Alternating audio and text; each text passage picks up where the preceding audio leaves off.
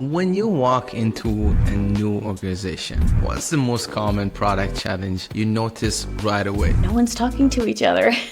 I would say even more critical is you want every team to have human-centered behaviors that they can influence that we believe are going to move the needle on those business impact metrics. How do you define real product discovery versus discovery theater? I think the real theater right now is happening in product discovery. Dual track Agile. What does it mean? How do you implement it? What it means is that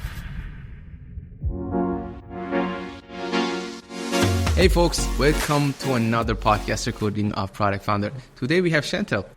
Chantal, nice to meet you and welcome to the podcast. Can you please introduce yourself? Yeah, thanks, Amir. I'm Chantal Botana, and I have been in product for about 25 years. The number kind of scares me, but I more recently in the last 3 years started my own coaching and training and advisory business for product teams. So I don't do any one-to-one coaching usually. It's more working with teams. That could be leadership teams. That could be, the actual development teams. And I've got a wide range of experience in large enterprises. Actually, I feel like that's my sweet spot. I have worked in startups as well, but I know how complicated it can be to get things done in really large enterprises. And so that's where I try to help teams out the most, right? I think until today, had a couple of product coaches on the podcast. Everyone have this different story.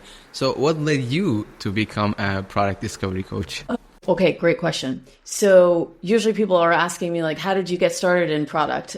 And that's a different story. But how did I become a coach? Well, it turned out that I feel like every company that I joined in the last 8 years or so, I would get started as like a director of product or a head of product or a VP of product. And I would realize how aspirational those companies were when they were, sort of selling like, hey, come work for us. They're telling you that they're agile, that they're practicing Scrum or Kanban, that they're doing product discovery, that they're talking to customers on a regular basis, all these things that and the teams were empowered. And you would have the ability to decide what goes on the roadmap. And then you would get in there and realize all of this stuff was really more aspirational. And there's nothing wrong with that, right? But I would end up spending that first year working on the ways of working. And actually, I really enjoy it. So I love getting embedded into the teams and helping them figure out how to talk to customers. That's not always an easy thing. How to run lean experiments, how to map assumptions, how to write hypotheses, how to make sure that leadership is working in trios and is aligned just as much as the teams themselves. We can't go and tell the teams to run off and work in trios and then not have leadership working in trios. At least, product design and engineering. It could be also data or marketing, if depending upon the kind of company. But everyone needs to be working cross-functionally and collaboratively. And so I realized that there was a real gap there. And I decided, hey, I'm going to start my own company. And I'm going to focus on the ways of working and in particular, helping companies figure out, and teams really figure out the right thing to build before building it right. That's very interesting. So when you walk into a new organization, what's the most common product challenge you notice right away? Let's pause here for a second. The other day, I was looking into our channel analytics and I noticed many of you guys are watching a lot of our episodes, but not yet subscribed to our YouTube page or Spotify. I will ask you as a favor, please support us by subscribing to our YouTube page and Spotify page, and I will promise you I will do everything in my power to make each episode better and better. Thank you. No one's talking to each other. Honestly, I've worked with a couple of companies, and these are great, mature businesses, multi-million-dollar businesses, and they're putting out amazing products. They've got really, loyal customers. But they're also trying to figure out a way to balance their portfolio between quick wins and innovation, taking bigger risks. And when you get in there, you realize those leaders are not necessarily talking amongst themselves. It's like the cross-functional thing that I just spoke about earlier. We're asking the teams, the individual contributors, the ICs, we're asking them to work cross-functionally. But then when you get to some of the leadership levels or middle management, it's no, product is talking to product. They're reverting back to acting functionally. And while those functional alignment is also critical, I would say even more critical is making sure that your VP of product, your VP of design, if you have one, and your VP of engineering or your CPO, your CTO, your CDO, that those folks are aligned so that when you're asking your teams to do something or you're delivering a message, it's a unified message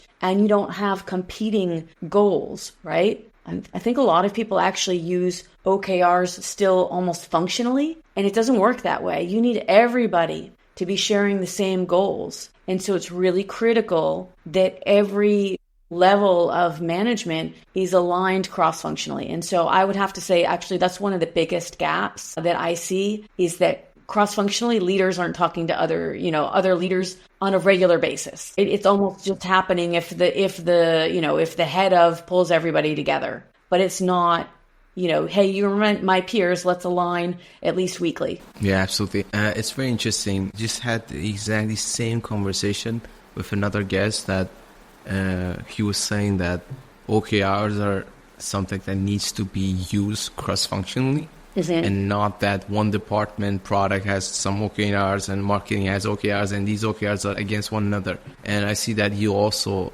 refer to that point, and I find that something that I guess many companies are doing it wrong, that the OKRs are not aligned, but they're absolutely against one another. Yeah, and because you really want those OKRs to start at the company strategy level, right? So, the company has its strategy. It has a couple of, longer term goals, and they can turn those into OKRs, high level OKRs.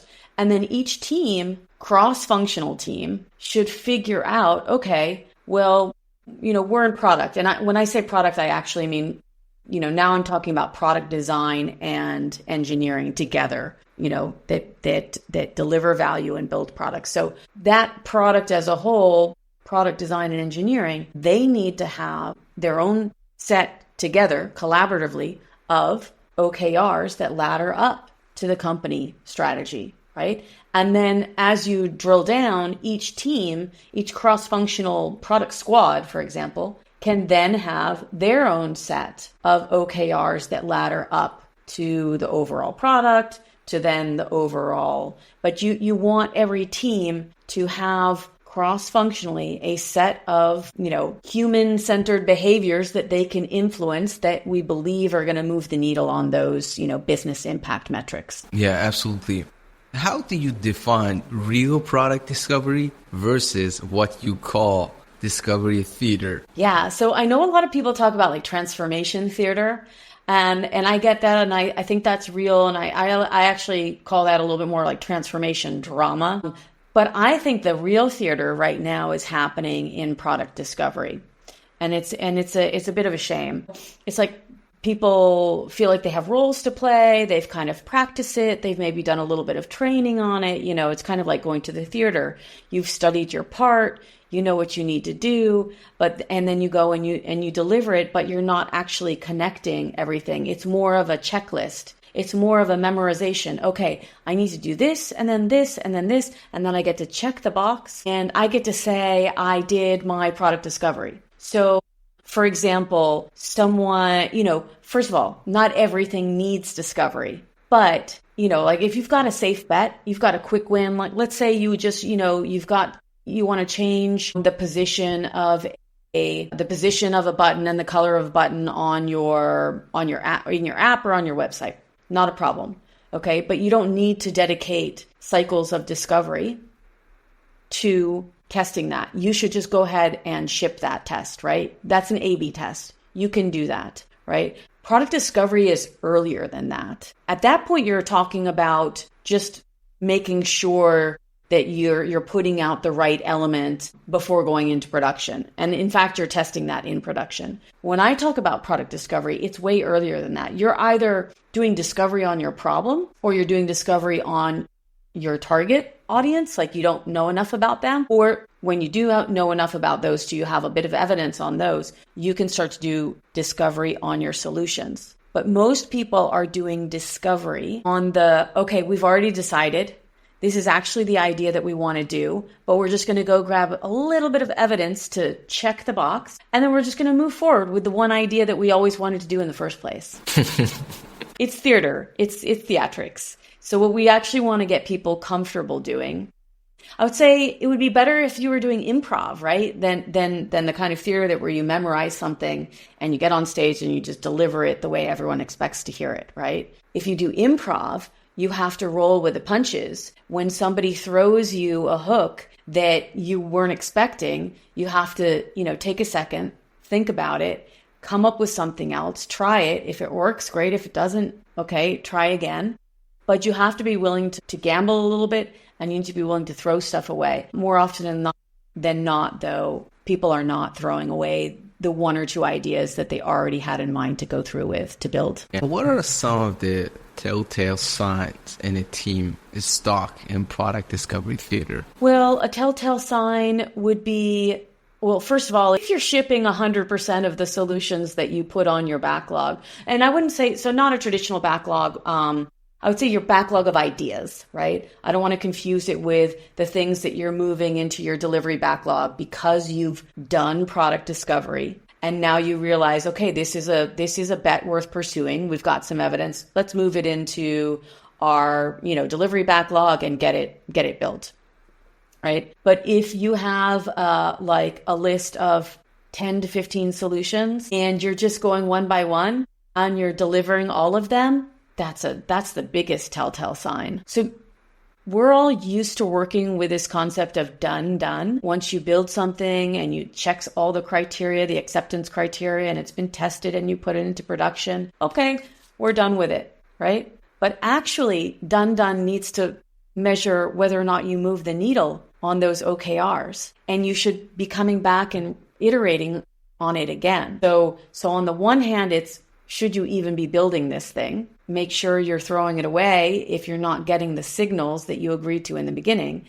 And then on the other hand, if you do move something through and you want to build it and you deliver it, you got to go back and look at it because it needs to be continuous learning, continuous discovery, and continuous delivery. When we spoke earlier, you said something about transformation drama. It's first time I'm hearing, so I want to understand a little bit more. What does it mean?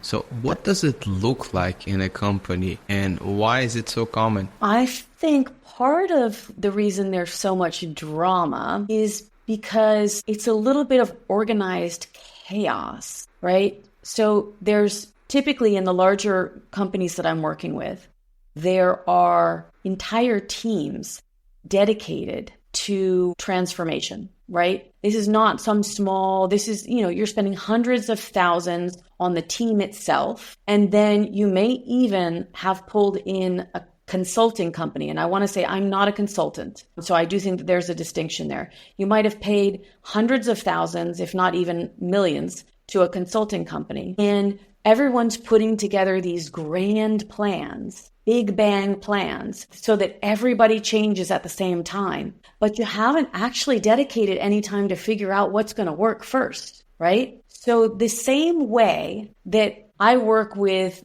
cross-functional product squads on product discovery, right? Let's experiment. Let's not put all of our eggs in one basket. Let's figure out which is the best solution to actually follow through on. I don't see enough enterprises doing that at the transformation side of things. They're going for we talk about big bang releases. Nowadays, we talk about big bang discovery, hoarding discovery instead of iterating on it. And now there's transformation, big bang transformation, because you think you have to do everything all at once. The other pieces of that drama are this notion that those folks on that transformation team have to have all of the answers up front. That's unreasonable and irresponsible. Who has all of the answers up front? We don't expect our engineers and designers and product folks to have all of the answers before they start, building out something.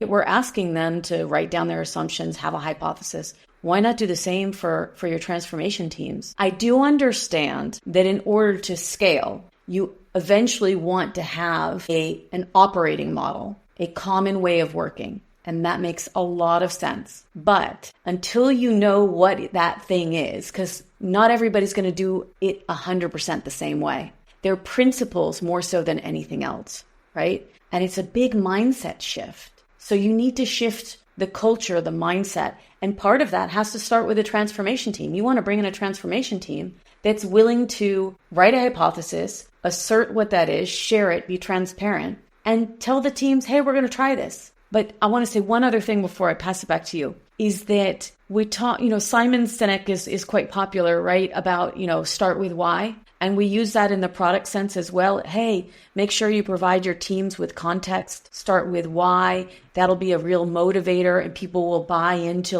why do we need to solve this problem right now? Well, the transformation teams need to do the same. That assumes that the transformation teams actually understand the why themselves, right? Why is it critical for the company right now to make this agile transformation, digital transformation, or whatever, product discovery transformation? Why? Why is it necessary? What's the impact on the business?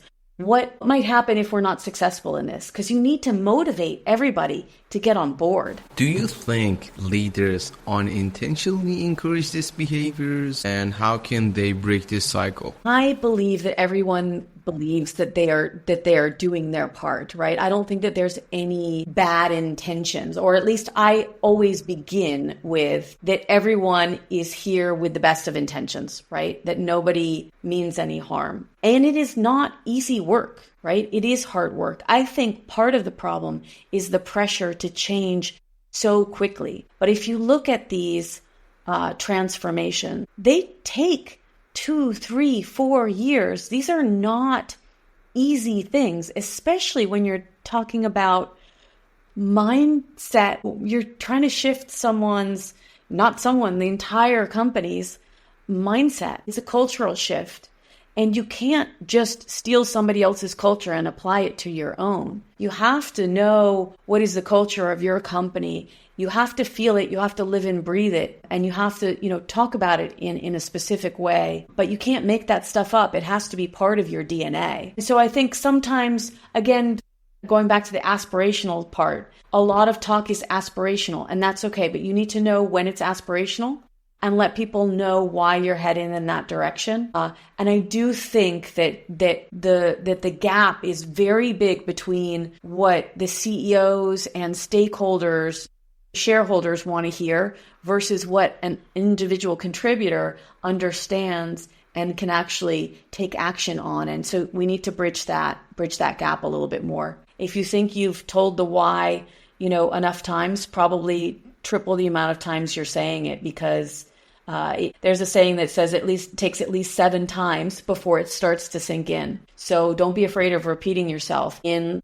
public forums like a town hall, but also, in all hands like a town hall, but also in one-on-ones, also in, your written communication. Repeat it, and give a chance to your teams to ask questions in a safe way. Do you have a story where a team broke free from either drama or theater, and what kind of changed? I was working most recently with an e-commerce team, and I think what happens sometimes is, especially when you're working in a big company, individuals start to think that they cannot do things. They just assume that they cannot do things because there's so many checkpoints and people are always asking for permission. There's so much hierarchy that you feel like, well, I need to check in with this person and I need approval to do this, this, and that. That even when your managers are, giving you permission, they're saying like, you can talk to customers, you really can. That the teams still feel like,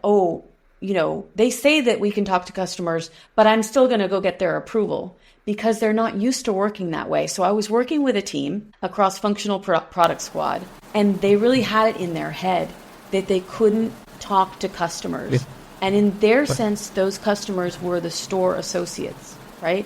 because they weren't dealing with the actual end consumer. Their customers, they were building software for the in-store associates who are using their the devices and the applications on those devices for in-store purchases. And they were convinced that they couldn't talk to those in-store associates. Well, we broke that barrier. We made sure that they knew that they were able to talk to those in-store associates. They went to the stores. They showed them a POC of what they were building to help those store associates make more sales, do more transactions, and spend less time doing it and, minimize their frustration. And after they spoke with the associates, after they had like maybe 5 or 6 interviews, they realized that their POC was a failure. It actually didn't solve the problem. And you know what? They threw it away. They felt so liberated that they hadn't pursued that one solution that they were so convinced was the right solution. They were so liberated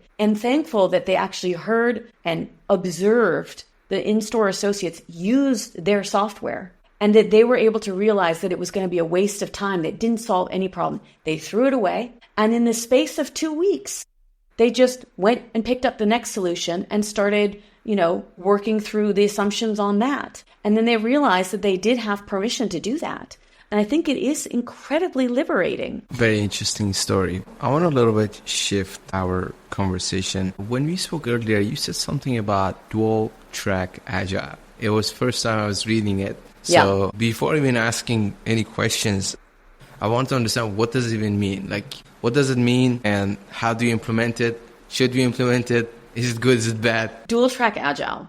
I think it is a good thing, but it's often misunderstood. What it means is that there's continuous discovery and continuous delivery, that there's a constant ebb and flow. You're not ever just meant to be doing, okay, I'm going to do all of my discovery, on this one project over here, and then pick up another project and then do delivery on something else and then go back and forth. It's not a do this and then do that.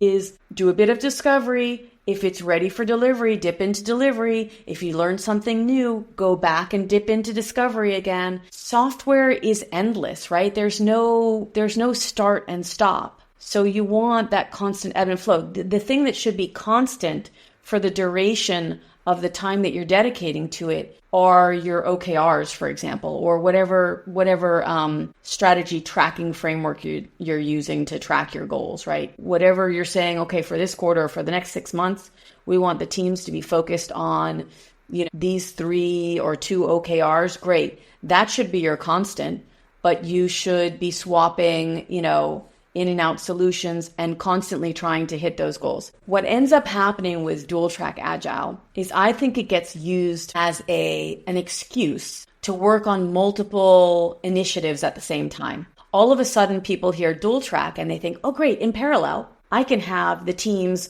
work on these five initiatives. I did 4.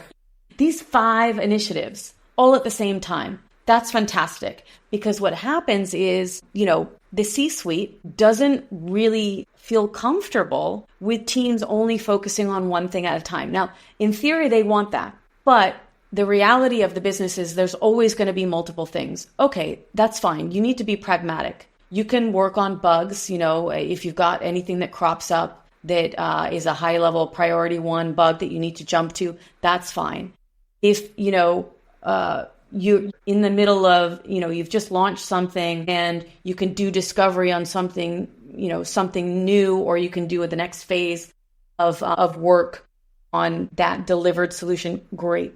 But you cannot use it as an excuse to say each member of the team is going to work on a different project and all 5 of those projects are going to be in flight at the same time. It is the opposite of, limiting work in progress. It is the opposite of allowing teams to focus. And so unfortunately, dual track Agile is very misunderstood, and it's used as a crutch to work on, to delegate 5 or 6 or more things for the teams to work on at the same time. Because there is a bit of fear of this person doesn't have enough work. But actually the work that let's say you have 4 engineers on a team. The fear is that those engineers are not going to be coding the whole time. Well, they can be doing discovery with the rest of the cross-functional team, right? It's good for those folks, everyone, to sit in on a customer interview, to participate in a usability test, to participate in a concierge experiment, right?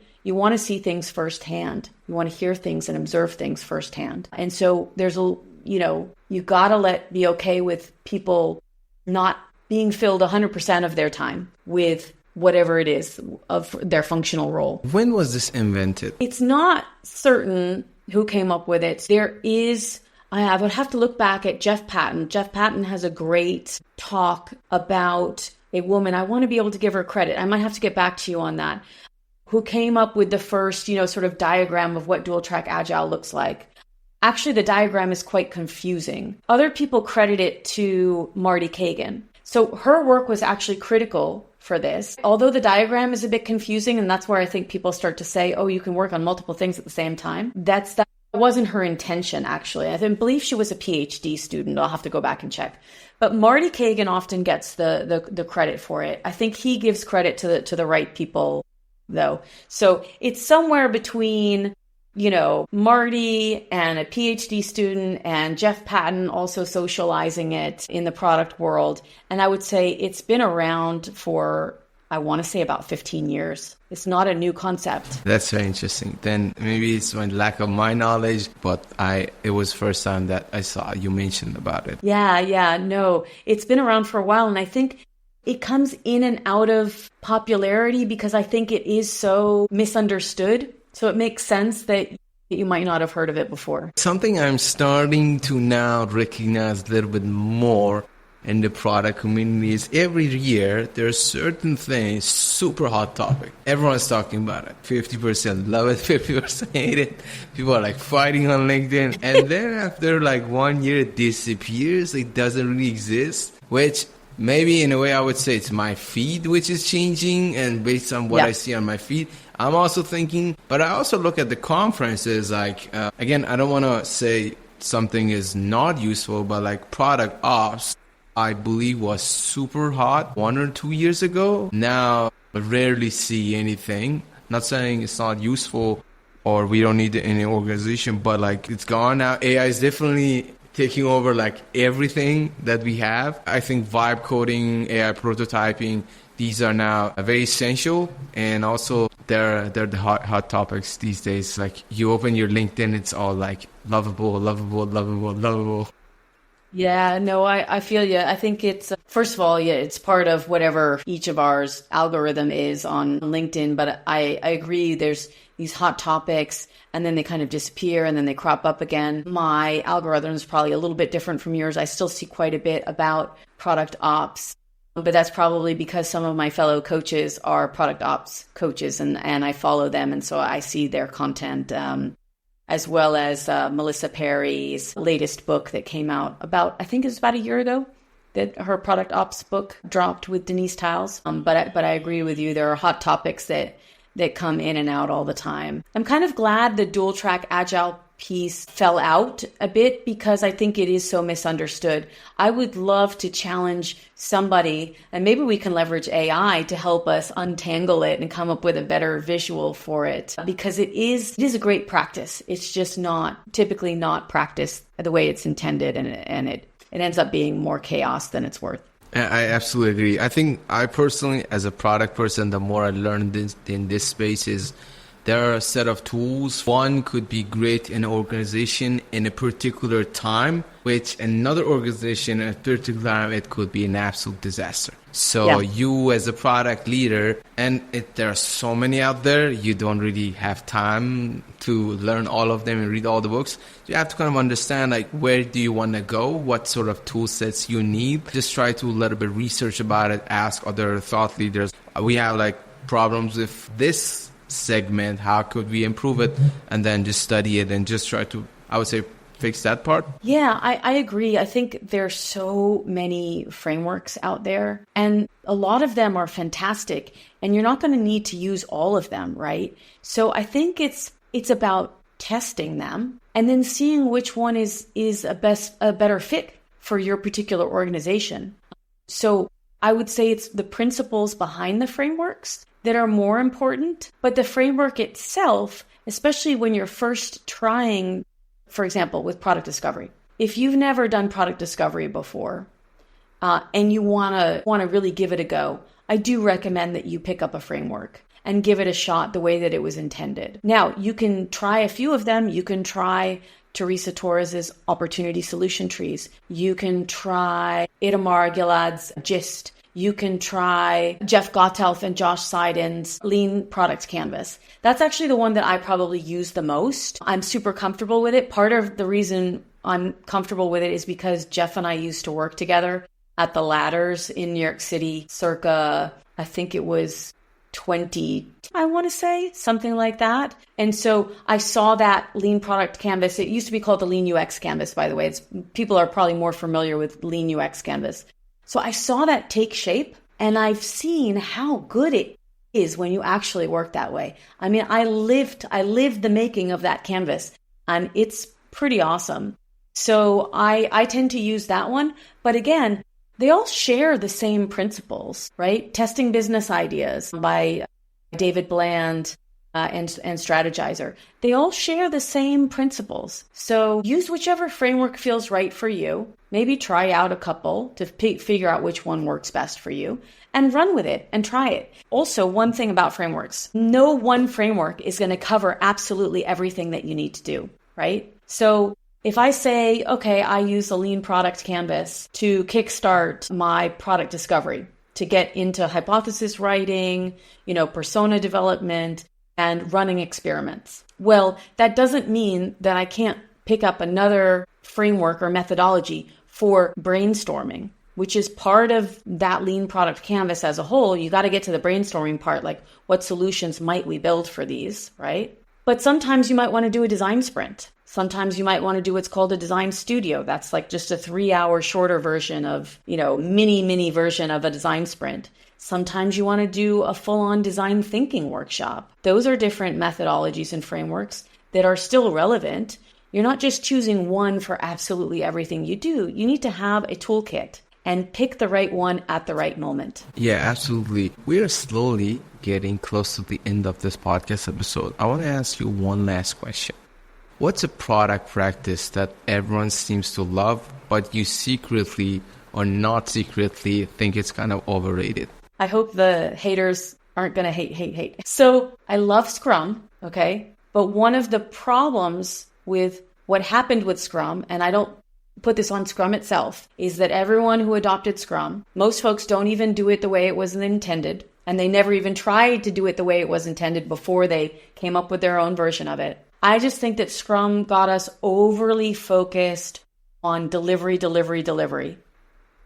Okay? Now, it's part of, Agile thinking and Agile methodology, but I think Scrum itself is fantastic in delivery, but it took a while for us to all figure out and recoup and figure out a way, like how do you work design into that mix, right? How do you work other folks in the organization into it? It was too overly focused on, engineering and delivery. I could relate to what you're saying.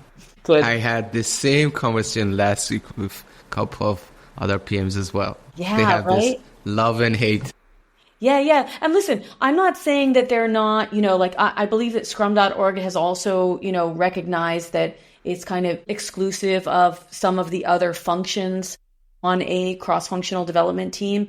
And they are working to they have done a lot of work to pull in, how do we work better and how do we include discovery in Scrum ceremonies and rituals, right? They actually offer a course that Jeff Gotthelf and Josh Seiden help them develop that is less exclusive and includes discovery. So that is worth checking out if you are a fan of Scrum. And like I said, I am a fan of Scrum. I just think that people have been too overly focused on deliver faster, and that's not even what Scrum intended either, Absolutely. Chantal, it's been an absolutely great episode so far.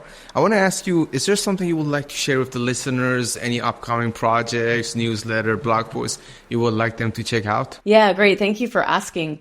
I recently teamed up with Jeff Gotthelf and Josh Seiden at Sense and Respond, and I am one of their certified training partners. And I run 3 courses with them so far. There's a new one coming on the horizon too. I can't tell you about it yet, but it's coming. So lean product management, OKRs, I do both a master class and a 101, and product discovery for cross-functional teams. So those are 3+ classes that I teach on a quarterly basis with my business partner, Morris McGinley. And if you want to learn more about them, you can go to senseandrespond.co. senseandrespond.co. Fantastic. We will definitely put the link down in the description. And I want to thank you again for joining this podcast episode. It's been a wonderful conversation. Thank you so much, Amir. I really appreciate you having me on. Wow, you made it till the end. I'm very proud of you. Comment down below which part of the podcast did you like the most and who should I interview next. Also, on the screen, you will see a lot of our other great episodes that you should definitely check out.